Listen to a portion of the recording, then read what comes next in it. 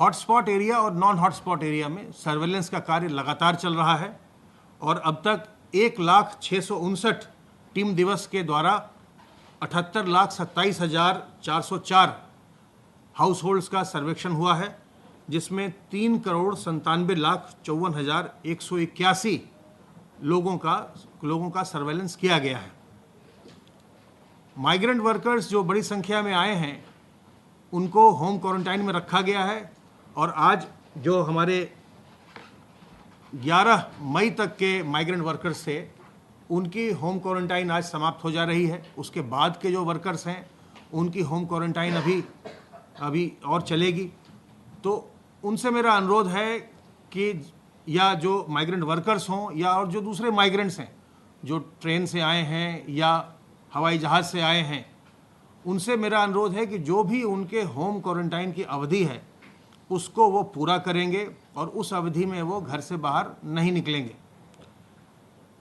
इस समय ग्राम निगरानी समिति और मोहल्ला निगरानी समिति इनकी भूमिका अत्यंत महत्वपूर्ण है और उन्हें इस बात पर निरंतर निगरानी करनी है कि जिनको होम क्वारंटाइन में रखा गया है वो उस दौरान उस अवधि में होम क्वारंटाइन में ही रहें और बाहर इधर उधर न घूमें, जिससे किसी प्रकार का संक्रमण दूसरों को न होने पावे।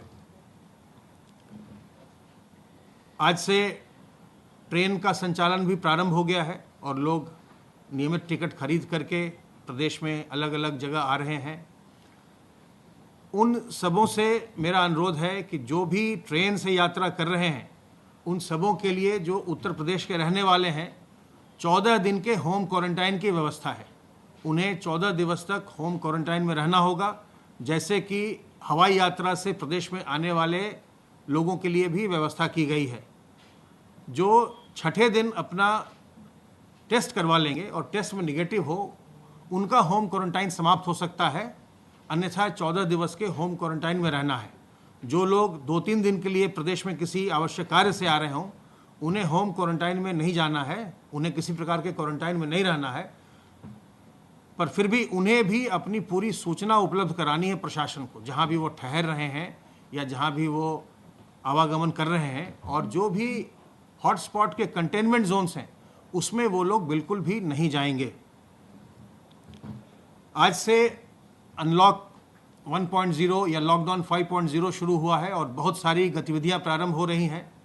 ऐसे में लोगों से मेरा अनुरोध है कि विगत 2-2.5 महीने में आपने सतर्क रहने का तरीका सीख लिया है, किस प्रकार से संक्रमण से आपको बचना है उसका आपने तरीका सीखा है और उसका अब आपको भरपूर इस्तेमाल करना है, क्योंकि सावधान रहकर सतर्क रहकर ही हम इस संक्रमण से अपना बचाव कर सकते हैं।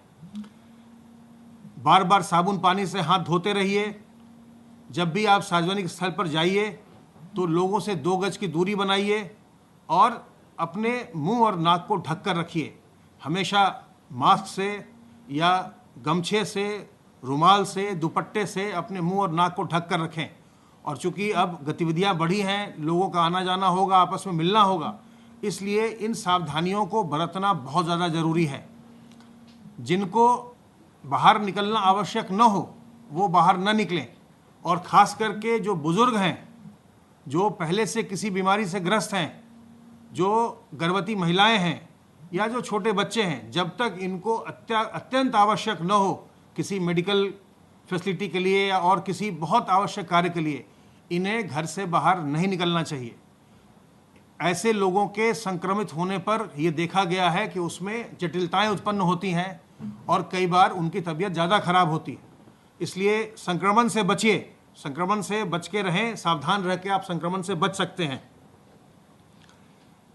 फैक्ट्रीज, ऑफिसेज, कॉमर्शियल इस्टेब्लिशमेंट्स के लिए जो आज से जो सब खुल रहे हैं उनके लिए प्रोटोकॉल जारी कर दिया गया है, शासनादेश उसके लिए जारी कर दिया गया है। आप लोग देख लेंगे और उसी के अनुसार उसमें व्यवहार करेंगे। यह व्यवस्था की गई है कि अगर कहीं कोई किसी ऑफिस में या किसी फैक्ट्री में या किसी कॉमर्शियल इस्टेब्लिशमेंट में अगर कहीं कोई संक्रमण आता है तो जिस हिस्से में जिस भवन में या जिस हिस्से में संक्रमण आया है उस हिस्से को 24 घंटे के लिए सील कर दिया जाएगा और उसमें 2 बार सोडियम हाइपोक्लोराइट के 1% के घोल से 2 बार उसका डिसइंफेक्शन कराया जाएगा, तभी फिर उसको डिसइंफेक्शन कराने के बाद ही फिर उस हिस्से को फिर से खोला जाएगा। इसके अलावा जिस व्यक्ति में संक्रमण आया उसके साथ जो भी क्लोज कांटेक्ट में आया हो, चाहे उसके नज़दीक आया हो या उसके संपर्क में 15 मिनट से ज़्यादा समय तक रहा हो, वे सभी लोग 14 दिन के क्वारंटाइन में चले जाएंगे। वे लोग वहाँ पर कार्य उस फैक्ट्री में या उस दफ्तर में कार्य नहीं करते रहेंगे। इसी तरह से जो लोग जिनको कोमॉर्बिडिटी है उनके लिए भी एक शासनादेश जारी किया गया है। जब L1 में जाएं या L2 में जाएं, जहाँ भी जाएं, तो सबसे पहले मरीजों का ब्लड शुगर, ब्लड प्रेशर और पल्स ऑक्सीमीटरी ये किया जाना है। और उसमें जो ट्रिगर्स हैं कि क्या वैल्यू होने पर, ब्लड शुगर का क्या वैल्यू होने पर, जैसे रैंडम अगर 250 से ज़्यादा है तो तत्काल उन्हें हायर फैसिलिटी में भेज दिया जाएगा। ऐसे ही अगर कोई बुजुर्ग व्यक्ति है, उसको कोई भी एक कोमॉर्बिडिटी है, ब्लड प्रेशर है या डायबिटीज़ है, कोई भी एक कोमॉर्बिडिटी है, तो उसको तत्काल हायर फैसिलिटी में भेज दिया जाएगा, जिससे कि उनका क्लिनिकल मैनेजमेंट बेटर हो सके और उनकी जान बचाई जा सके। तो आपसे मेरा यही अनुरोध है आपके माध्यम से कि गतिविधियां बढ़ रही हैं, ऐसे में सावधान रहकर, सतर्क रहकर संक्रमण से बचें और अपने मुंह और नाक को ढक कर रखें ताकि दूसरों को भी संक्रमण न हो, आपको भी न हो। बहुत बहुत धन्यवाद। अब मैं अनुरोध करूंगा अपर मुख्य सचिव गृह से कि वो आगे की सभी बातें बताएंगे।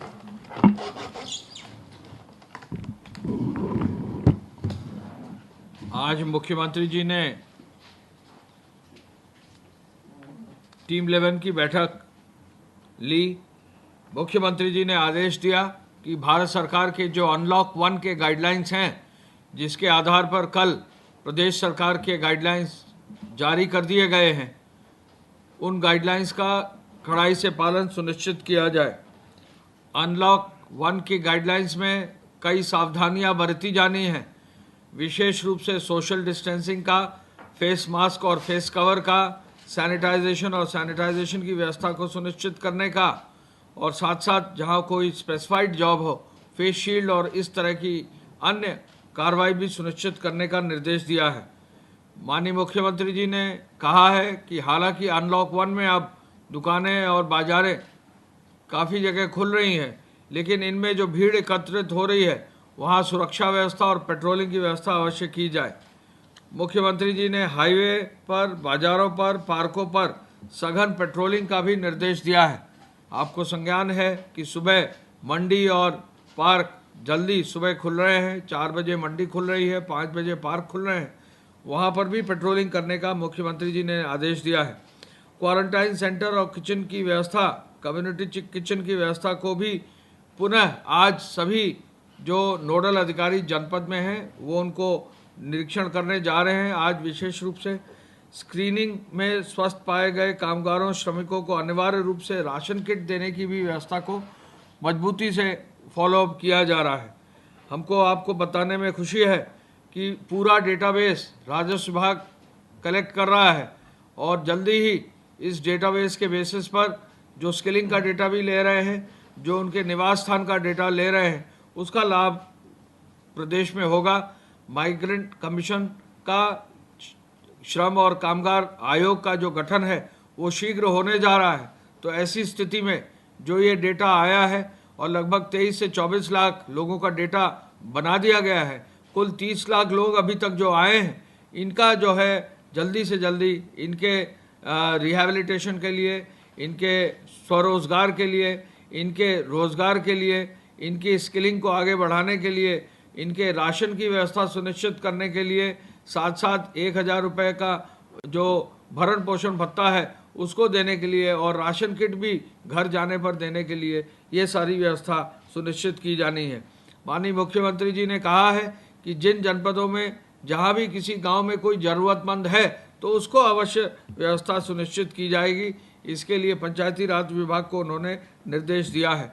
अस्पतालों में साफ सफाई की व्यवस्था पर विशेष बल मुख्यमंत्री जी स्वयं देते हैं।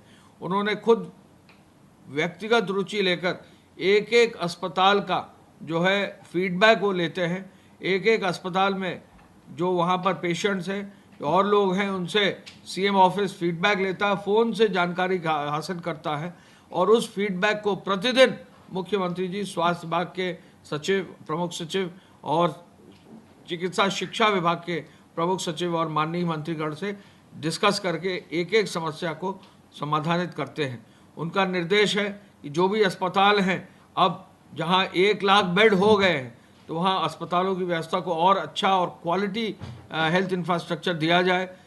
अस्पतालों में बेसिक सफाई, अस्पतालों में बेडशीट बदलने का कार्य, अस्पतालों में जो है हर हालत में इन्फेक्शन का प्रोटोकॉल फॉलो हो, इस पर जो है आज उन्होंने पुनः निर्देशित किया है।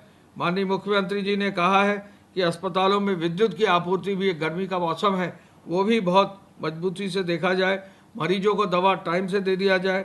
अपनी पाली में ड्यूटी जो कर रहे हैं लोग, वो ड्यूटी पैरामेडिकल स्टाफ और नर्स अवश्य करें और डॉक्टर्स भी अपनी पाली के अनुसार अवश्य जो है अपनी जो सेवाएं जरूर दें।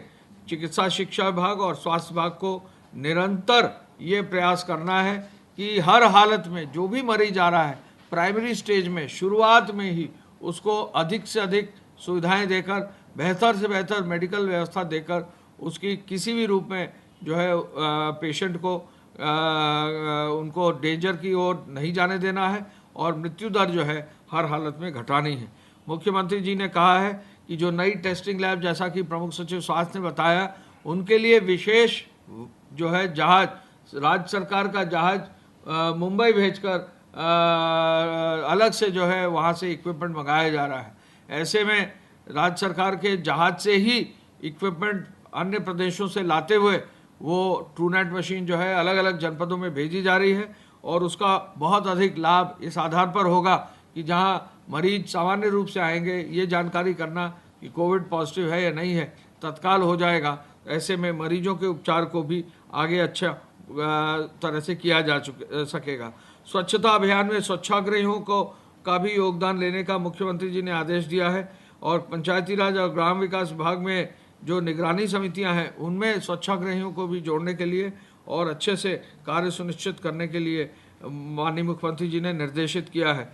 सर्वेलेंस की व्यवस्था में इंटरस्टेट बस सेवा जो है उसकी गतिविधियों को प्रारंभ हो जाने के कारण सर्वेलेंस और संवेदनशील हो जाता है। तो ऐसे में इंट्रास्टेट जो बस सेवा प्रारंभ हुई, यानी प्रदेश के अंदर जो बसें चलेंगी, उसके आधार पर जो है जहां भी लोग इधर से उधर जाएंगे तो उसका भी सर्वेलेंस के माध्यम से उनका हिसाब किताब रखना आवश्यक होगा, किस गांव से लोग गए या किस गांव में लोग जाकर पहुंचे, जिससे कि उनके भी मेडिकल हिस्ट्री और रिकॉर्ड रहे। साफ सफाई के लिए विशेष रूप से क्वारंटाइन सेंटर और कम्युनिटी किचन और कोविड हॉस्पिटल का फीडबैक भी निरंतर, जैसा मैंने बताया, लिया जा रहा है। आज से रेल सेवा शुरू हो रही है। मुख्यमंत्री जी ने अनुरोध रेल विभाग के लिए हम लोगों से कहा है कि हर रेल यात्री को जो है एक पोस्टर दिया जाए, जिससे क्या क्या सावधानियां रेल यात्री को सुनिश्चित करनी है वो पोस्टर में जरूर होना चाहिए। हमने चेयरमैन रेलवे बोर्ड को लिखा है और चेयरमैन रेलवे बोर्ड जो भी यूपी के आने और जाने वाली ट्रेनें हैं, उनमें जो पोस्टर स्वास्थ्य विभाग ने प्रपोज किया है, उस पोस्टर को प्रत्येक को हैंडबिल देने की व्यवस्था सुनिश्चित की जाएगी।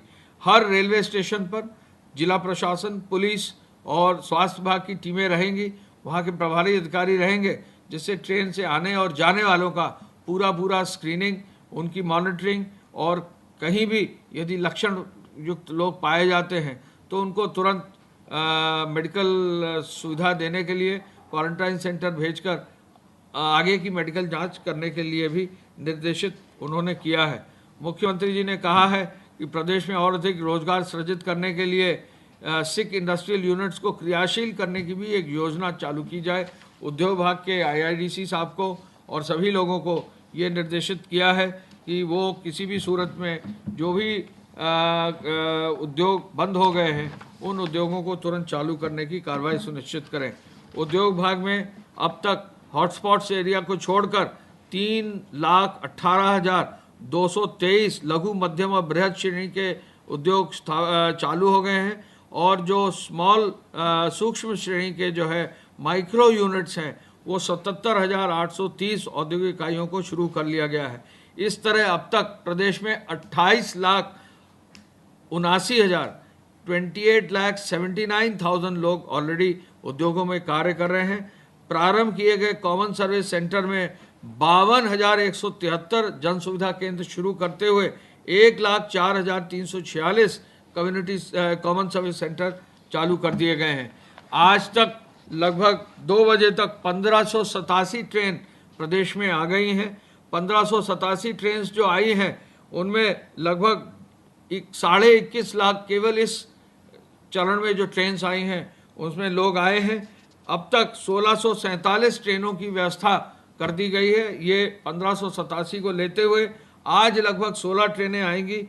कल और आगे 1-2 दिन में 60 ट्रेनें और आएंगी, तो लगभग 22.5 लाख लोग केवल ट्रेनों से आ चुके होंगे। खबरों में बने रहने के लिए RNI की फेसबुक, ट्विटर, इंस्टा और यूट्यूब को सब्सक्राइब करें। बेल आइकन दबाना ना भूलें।